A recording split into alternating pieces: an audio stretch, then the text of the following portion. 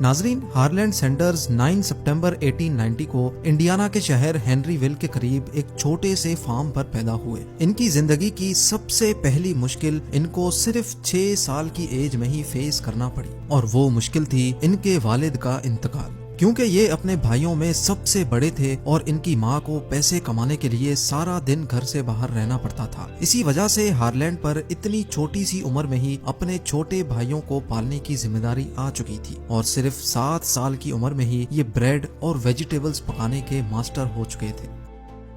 लेकिन जब इनकी माँ की सैलरी से गुजारा बहुत मुश्किल हो गया तो हार्लैंड ने 10 साल की उम्र में एक फार्म पर जानवरों को चारा डालने की जॉब शुरू कर दी। हार्लैंड की ये अपनी जिंदगी की पहली जॉब थी और इतनी कम उम्र की वजह से उसका दिल काम पर नहीं लगता था। इसी वजह से उसको इस नौकरी से निकाल दिया गया।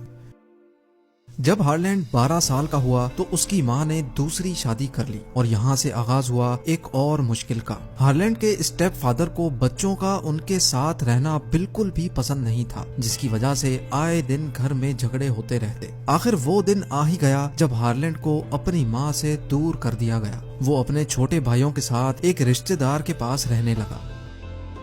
हार्लैंड ने अपने भाइयों को पालने के लिए एक बार फिर से फार्म पर नौकरी शुरू कर दी। सुबह 6 बजे वो फार्म पर जानवरों को चारा डालता, उसके बाद तैयार होकर स्कूल जाता और शाम के वक्त मकई छीलने की जॉब करता था। इस वक्त हार्लैंड सिर्फ 13 सालों का ही था जब वो इंतहाई टाइट शेड्यूल में इतने सारे काम अकेला करता था। लेकिन उसी दौरान हार्लैंड पर एक और पहाड़ टूट पड़ा। जी हाँ, क्योंकि वो सही से पढ़ाई नहीं कर पा रहा था, इसी वजह से उसको स्कूल से निकाल दिया गया। एक इंटरव्यू में कर्नल हार्लैंड ने बताया था कि असल में उनको अलजेब्रा समझ नहीं आती थी।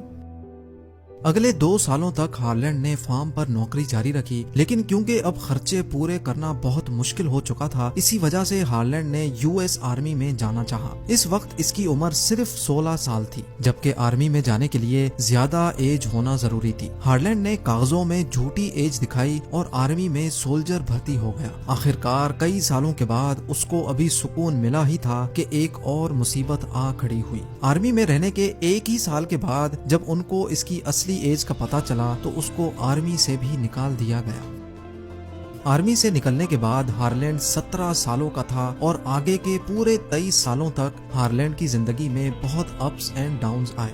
इसी पीरियड के दौरान इसकी शादी भी हुई और इसी पीरियड में कोई जॉब ऐसी नहीं थी जो हार्लैंड ने छोड़ी हो। कभी उसको स्ट्रीट कार कंडक्टर के रूप में देखा जाता तो कभी उसको रेल रोड फायरमैन की नौकरी करनी पड़ती। Insurance salesman, lawyer, steam boat operator और हत्ता के उसने टायर बेचने का काम भी किया। कहीं वो खुद जॉब छोड़ देता तो कहीं से उसको निकाल दिया जाता था। आखिरकार एक दिन उसकी वाइफ जोसेफिन भी उसको अकेला छोड़ गई, क्योंकि अब वो भी हार्लैंड के कैरियर से तंग आ चुकी थी।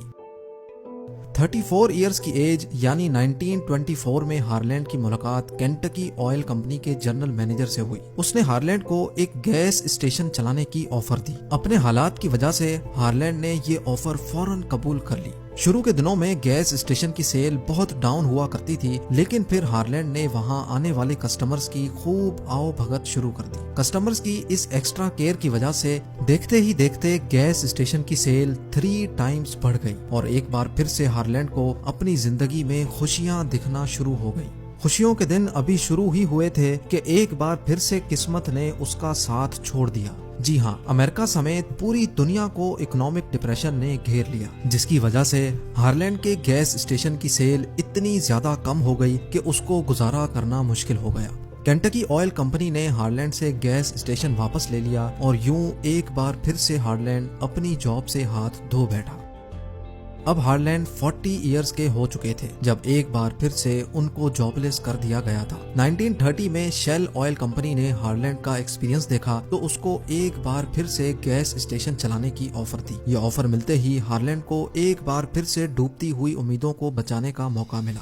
इसी वजह से उन्होंने फौरन ये ऑफर कबूल कर ली। गैस स्टेशन का चार्ज संभालते ही हार्लैंड ने सेल्स बढ़ाने के लिए दोबारा कस्टमर केयर शुरू कर दी। क्योंकि ये स्टेशन एक हाईवे पर मौजूद था, इसी वजह से वहाँ आने वाले मुसाफिरों को हार्लैंड प्राइवेट तौर पे मुख्तलिफ चीजें पका कर खिलाता था। इस वक्त इसने अपने रूम में सिर्फ एक डाइनिंग टेबल रखी थी जिस पर 6 लोग बैठकर खा सकते थे। पहले तो कस्टमर्स उसकी बनी हुई हॉट कुकीज, कंट्री हैम और स्ट्रिंग बीन्स बहुत पसंद करते थे, लेकिन बाद में उसके मेन्यू में फ्राइड चिकन भी ऐड हो गई। देखते ही देखते उसकी फ्राइड चिकन इतनी फेमस हो गई कि अब उसने गैस स्टेशन के साथ ही एक पूरा रेस्टोरेंट खोल लिया जिसमें 142 लोगों के खाने की जगह मौजूद थी और इस रेस्टोरेंट को Harland Sanders court and cafe का नाम दिया गया।